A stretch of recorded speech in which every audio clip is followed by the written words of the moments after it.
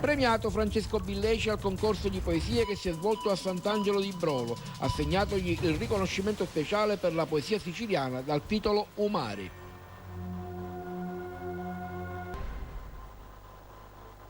Si è svolta a Sant'Angelo di Brolo, in provincia di Messina, nella splendida cornice del teatro Achille Saitta, il concorso di poesie in italiano e in esperanto, Poesie da tutti i cieli, organizzato dallo scrittore Giuseppe Campolo con il patrocinio del comune di Sant'Angelo di Brolo, città esperantista, nel comune di Librizzi e della Federazione Esperantista Italiana. La giuria, composta da Giuseppe Campolo, Renato Corsetti, Anna Maria Crisafulli Sartori, Amerigo Iannaccone, Ella Imbalsamo Amoroso, Carmel Maglia, Carlo Minnaia, Luigia Oberuc Madella, Nicolino Rossi e Nicola Ruggiero, ha premiato, assegnandogli il premio speciale per la poesia siciliana, il poeta di Borgetto Francesco Billeci con la poesia Umari, una poesia che parla di violenza sulle donne nello specifico, che narra la triste storia di una donna vittima delle mani violente del marito violento,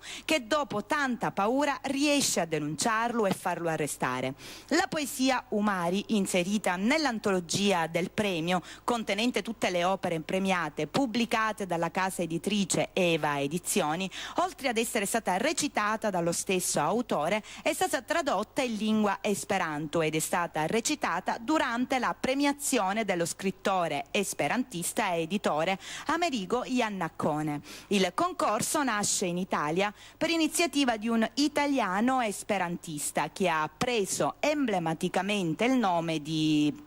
Samideano e scaturisce dall'amore per la poesia e dall'amore per la libertà delle genti che l'esperanto rappresenta, e si rivolge ai poeti italiani e attraverso l'esperanto ai poeti di tutto il mondo, ha commentato Giuseppe Campolo durante la premiazione, mentre il sindaco Basilio Caruso durante il suo intervento ha confermato la sua disponibilità a continuare a sostenere l'iniziativa per il prossimo anno, perché è convinto che la cultura è un validissimo strumento di progresso.